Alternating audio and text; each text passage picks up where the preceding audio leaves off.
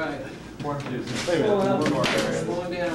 Yeah, sir. Take it easy. Toast. See you right. Thanks, All right. Y'all know who I am. I'm Keays. And today our lesson is on the Middle East. And what I'm going to do is show you a brief film, sections of the film, and we're going to talk about what the film has to say. But in preparation for the lesson, I gave you all the answers to the SOBs so you'll be prepared for the quiz. We may touch on some of these in the briefing today. We're not going to cover all of them. I'm probably not going to really get too much into the national security and oil because that's covered pretty well here. But I'm going to go more into the cultural traits of the Middle East. So let's start out with this film that I compiled. He's edited a video presentation for us in technical. Keays production. Bungie, Want somebody to catch the can you lights? kill the lights? Yeah, go ahead and be the lights. This called Mike Keays in a Mike Keays production. Written by, researched by.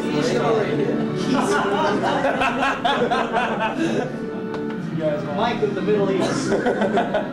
Middle East Mike. Keys of Arabia. It is. Two guys in there. That's R2D2 and C3PO.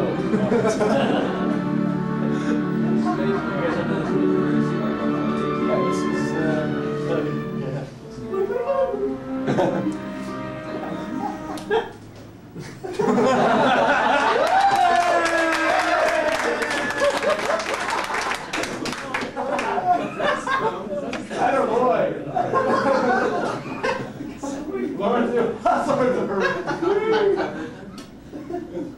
Not centered. Focus. What's that little blurry splash in the bottom corner? Just stop. Just stop. The well is everything. The Hazimi may not drink at our wells. He knew that.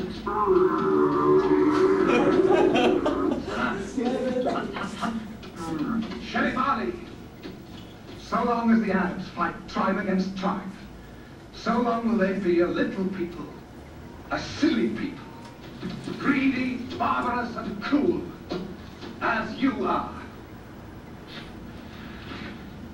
While others travel through the earth in quest for the bounties of God. Others do battle in his cause.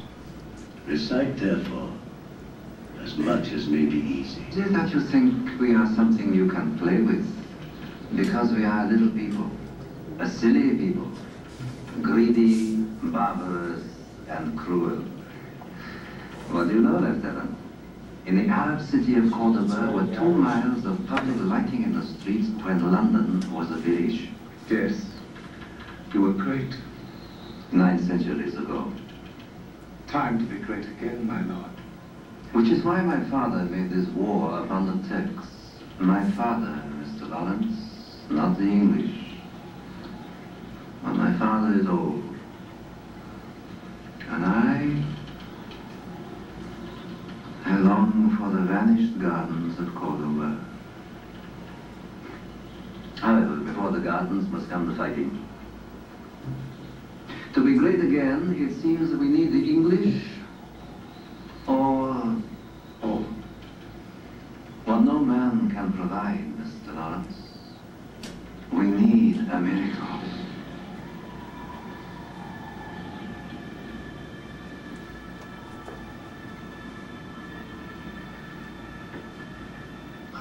I carry 23 great wounds, all got in battle. 75 men have I killed with my own hands in battle. I scatter, I burn my enemies' tents. I take away their flocks and herds. The Turks pay me a golden treasure, yet I am poor. Because I am a river to my people.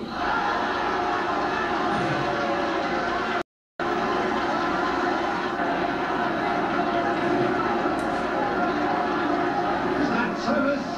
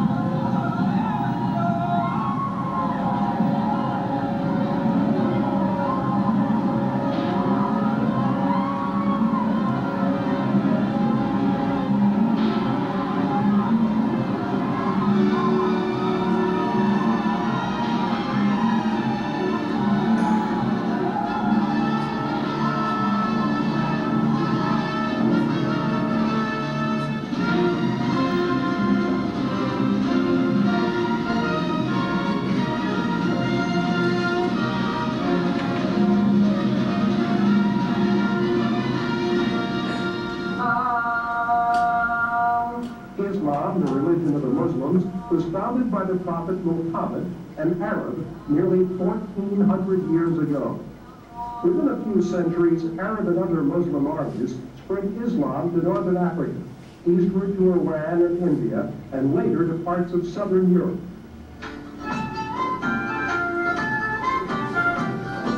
At the height of its power, Islam contributed much to world progress in science and the arts, especially in medicine and mathematics.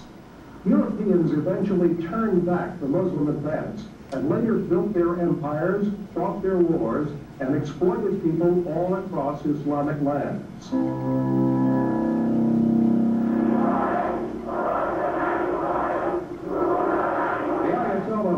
Proceeded to convert Iran almost overnight into an Islamic republic dominated by the mullahs or the clergy. He shocked the non-Muslim world when he ordered followers to kill British novelist Salman Rushdie for alleged blasphemy.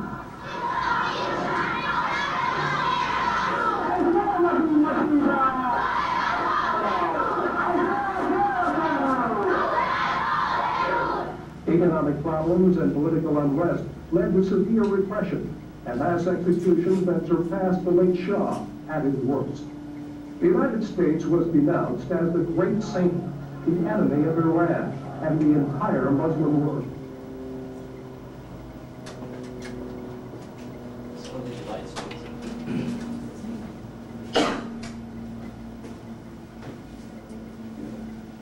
Okay, so the first section of today's lesson is on Islam and culture. And I'd like to solicit some responses. What kind of things or traits did you see in that movie, aside from people being wacko? And what kind of things did you see in those scenes there were some certain points that I would like to get across about that whole region or customs in that region that are prevalent? The whole Arab culture is many years older than our modern advanced society. Kind of a pissed off attitude about the West and being involved with them. I think we're in danger of being seriously misled by the press because all we see on TV is what they want to show, like all these massive protests with all these people. But I wonder if you went to one of these cities that was in one of these Middle Eastern nations that it wasn't a real hotbed of political debate, what these people would really like. That's a good point. There's certainly they use that press. I mean, as you're seeing with Saddam Hussein right now, for their own propaganda purposes, they're saying that the U.S. can't do anything on television. And you see a large response there, but that is somewhat true. I mean, obviously they're going to have agents who go out and whip up a response and everything, okay? But people are very devout to their religion. There's no doubt about that. Islam is not just a religion, and that's one thing I want to get across right now. Even though I break this film into segments of politics and religion and culture, Islam is a way of life. And so when Islam has powerful symbols in it that can be used to mobilize people in collective action. So when Islam is viewed as being threatened by an outside force, when religious figures who have legitimacy say that an outside force like the United States is threatening the existence of Islam, then they have the ability to mobilize people on a mass scale, even if it's only just in protest. Ever been? I'd say one good word that would describe it is fanatical, or fanaticism. Like you were saying, they're very, it's not just kind of, well, I kind of believe in it, it's their whole life, their whole being. And I don't know, I think one of the problems that I have with the whole thing is that they seem very, because of that, they seem very bullheaded, for lack of a better word, and belligerent, because of the fact that you couldn't get through them. You could talk to any one of those people throwing up their pickets, and you couldn't sit down and have a rational argument. Their whole thing would be, oh, God, this, war, that, jihad, that, that's what I think. Okay. One of the things that I do want to clarify is that Islam is based on a reason, or at least that's what they say. The books that I've read on Islam says that it's based on reason. And one of the things, a myth in the West, is that they try converting people, and if they don't convert to Islam, they kill them. And that's not really supported by the Quran. That Islam converts through reason, and the Quran does not encourage Muslims to kill other Muslims. Now, of course, when they do kill other Muslims, they justify it by pointing to the other people and saying they're kafirs, which means infidels. But otherwise, I think you're right in the sense that they're very stubborn as far as holding on to their own religion and protecting it and everything, but I think they're also quite within a reason. I'm going to go ahead and suspend the questions right now and talk about another part of the film. You saw in the beginning the scene at the well where he had killed the other Arab because he had drank from the well. It demonstrates one point that I want to make, and that's the kind of people who have power in Arab society, in the Middle East in general, but amongst the Arabs. And that is, they're either people who are able to give out and distribute scarce resources because the desert has scarce resources. Okay, they have the means and the intelligence and the skill to do that. Or they're people who have the ability to bring the Quran and all the teachings of Islam to the people. So your mullah, like you saw later on in the film, the religious leader at the village level is someone who can usually read or write, and that's all they have. Islam otherwise is a very universal kind of religion, and anyone can be a mullah, anyone can participate in expounding on Islam as long as they can read it, and read it from the Quran. And so those kind of people rise up in a village, and they have command over the village, and because they perform certain rites in the village that relate to religion, like marriage and births and deaths, they have a power over the people, an indebtedness over the people, so that when they call for a jihad, a holy war, or they call for some sort of action, the people have to respond.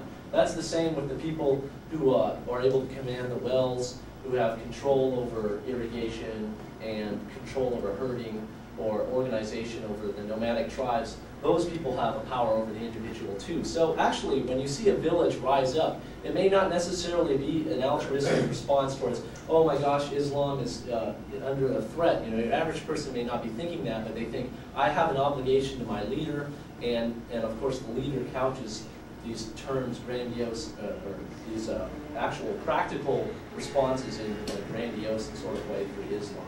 So that's the kind of thing I wanted to convey to you, is that the power of Islam is it's very powerful. And it's a way of life in the Middle East, and it's definitely something we're going to have to come to grips with if we get involved. You can see the kind of fervor and fanaticism that it can lead to. Let me move on to the next part of the film, and that's going to deal with problems that arose out of World War I and continue today.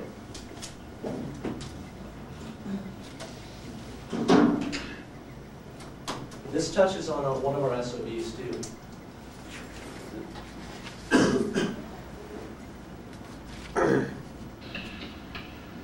Or is it Major Lawrence?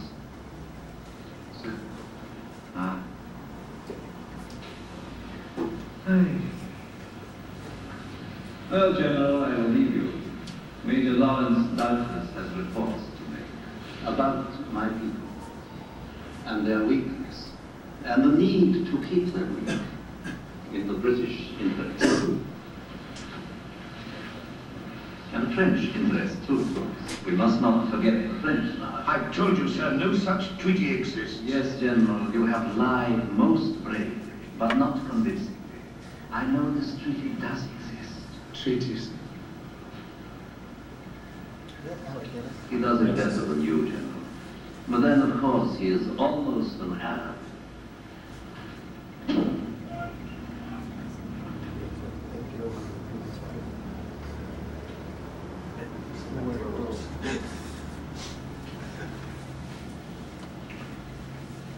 You really don't know? Then what the devil's this? It's my request for release from Arabia, sir. For what reason? Are you sure you haven't heard of the Sykes-Picot Treaty? No. I can guess. Don't guess. Tell him. Well, now, Mr. Sykes is an English civil servant. Mr. Picot is a French civil servant.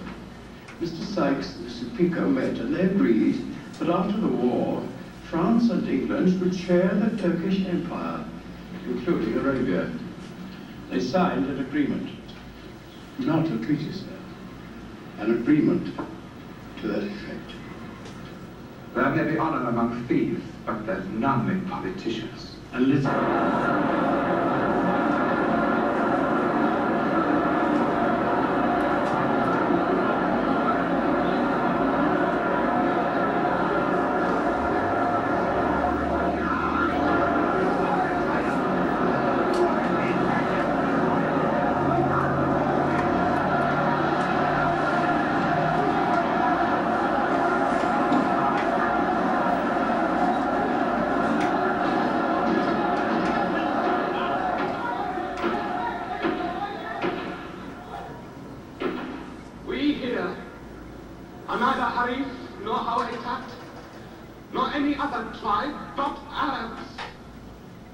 Arab Council acting for Prince.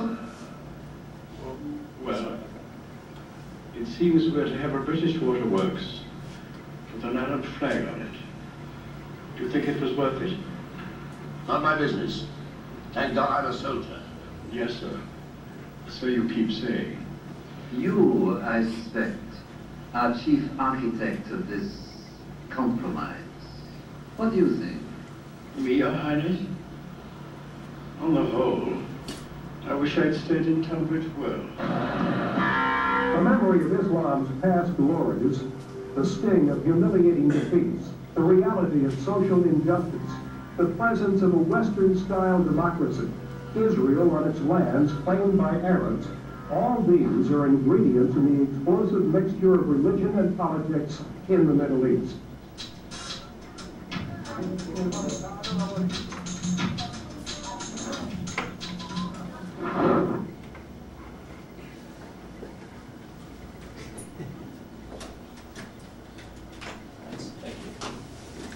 Okay, what you saw in this, let me explain some of the things in the scene so it becomes a little more clear.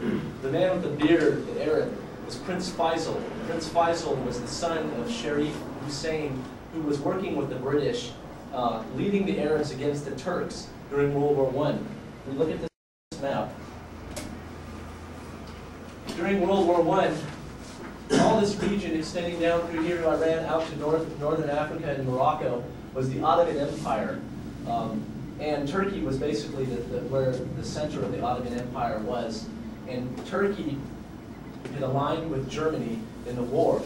And so one of the British aims was to come in and get Turkey from this way and also through Gallipoli. And obviously Gallipoli was a failure. So they had to rely more on the Arabs. The unfortunate problem here was that the British decided to try to play two things at the same time. They made an agreement with the Arabs and supplied the Arabs, Sharif Hussein and Prince Faisal, with arms and advisors, people like Lawrence of Arabia. But they also decided at the same time to appeal to world Jewry, okay, and get the financial support from Jews in Europe and America to fight in the war. And so in 1920, after the end of the war, in the League of Nations mandate to the British in certain areas, was included the Balfour Declaration, which basically allied England promised that it would help Jews establish a Jewish state in Palestine. And so that is the whole beginning of the Arab-Israeli conflict, was that. Now actually, Zionism as a political force, that is a movement to establish a Jewish state in the Middle East, in that area where they came from originally. Zionism started in the 1870s by a man named Herzl in Germany, and it was a response to a repression in Germany and the pogroms in Eastern Europe that were forcing Jews into really hard lifestyles. They were already separated as a unit in ghettos, but they were also experiencing a lot of political repression and economic repression in Eastern Europe. So in the 1870s, all the way up to World War I, there was a small trickle of Jews leaving Europe and settling in this area called Palestine, which is where we call present-day Israel, right up here. Palestine didn't have any borders at the time, and as long as it was a small trickle of people, it really wasn't offending any Arabs. But when the British government decided to support world Jewry and support Zionism, and the World Zionist Organization came out, and these organized aims became evident to the Arabs and the people working along with Lawrence of Arabia, there was a great concern. Now, the concern really reached a high point with the Sykes-Picot Treaty, which you saw mentioned in the film, which was a treaty between the French and the British that divided up the Ottoman Empire, since it cracked at the end of the war, into two camps. And the French got Syria, Mount Lebanon, and the British got most of the rest of the area. Now, at the time, Iraq was incorporated into Syria, so it's sort of French Syria, Iraq, and that continues on to World War II. But the British get the mandate for Palestine, and they start helping the Jews establishing a state there. Now, one point I want to make. In the earlier section of the film, I missed this, and I want to clarify something. When it showed the Ayatollah Khomeini, Iran is not an Arab state. So when I'm talking about Arabism versus Zionism, I'm talking about the Arabs, the sections of the Middle East that do not include Turkey and Iran and the areas in Africa. It extends west to Egypt, but that's it. Those are the Arab states and the states on the Arabian Gulf. What do you mean non-Arab? Iran is Persian. An Arab, thank you for pointing that out, Keays. To be an Arab is an ethnic group. Okay, so Iranians are different. They aren't the same ethnic group as Arabs. Otherwise, Arabs occupy the Arabian Peninsula and move up north into Turkey and west to Egypt. Now, the conflict between Zionism and Arabism basically centers over Palestine, because the Zionists argue that Palestine is their religious center, it's their homeland, it's their promised land by the Lord, and so they have this definitely messianic attitude that they're going to go in and take it over, and as more Jews come in, they have to acquire more land and settle it. So after the 1967 Arab-Israeli War, the U.S. Was upset because they had basically acquired lands and they were starting to settle people in the West Bank, and the lands were not legally acquired by the United Nations. This is the same problem they're running into today, you know, as Russian Jews are leaving and coming into Israel. They've got to figure out where to put them, and they're thinking about putting them in the Palestinian areas, and of course the Palestinians are upset. What is a Palestinian anyway? That's a good thing to clarify. Palestinian is a person who lived in the region of Palestine and has some sort of identity to it, connected to it now. But Palestinians as a group are spread all throughout the Middle East. And this is one of the problems that I'm going to talk about in the third section, and that is when artificial borders come in as a result of imperialism. Then they divide groups, and you have ethnic groups that span borders, and you have irredentist movements that make the whole region unstable. One of the problems that you see in Jordan today is that there's a number of Palestinians who fled because the Israelis came in and kicked them out of Israel, or out of what is now known as Israel. They fled south, or they fled east of Jordan. And there's a huge population of Palestinians that live in Jordan now that are upset. And since King Hussein isn't doing anything about it, they're vocally against King Hussein. So King Hussein has a problem in Jordan because he has a large group of upset people who want something done. As a matter of fact, in 1971, they were organized and mounted a coup attempt against him, which was led by the PLO, but he killed a number of them and stopped them. Are there any questions up to now about Arabism and Zionism? Keays. My question is, I understand the conflict between Arabs and the Jews from what you've just said, considering that the Jewish thing is somewhat of a Western image. But why, either based on religion or history, I don't know if it's either, but why does Iran, which isn't even an Arab nation, why do they consider the U.S. the great devil? I mean, what have we done? Is it our religion or something we've done in the past? Why are they so against us? I don't get it. Well, that's basically an extension of imperialism. What I'll talk about in the next section is how when the British withdrew from the Middle East, the U.S. basically filled the vacuum in 1968. And so the U.S. is now perceived as the imperial power, and of course they're going to couch it in terms that appeal to the masses through Islamic symbols like Satan.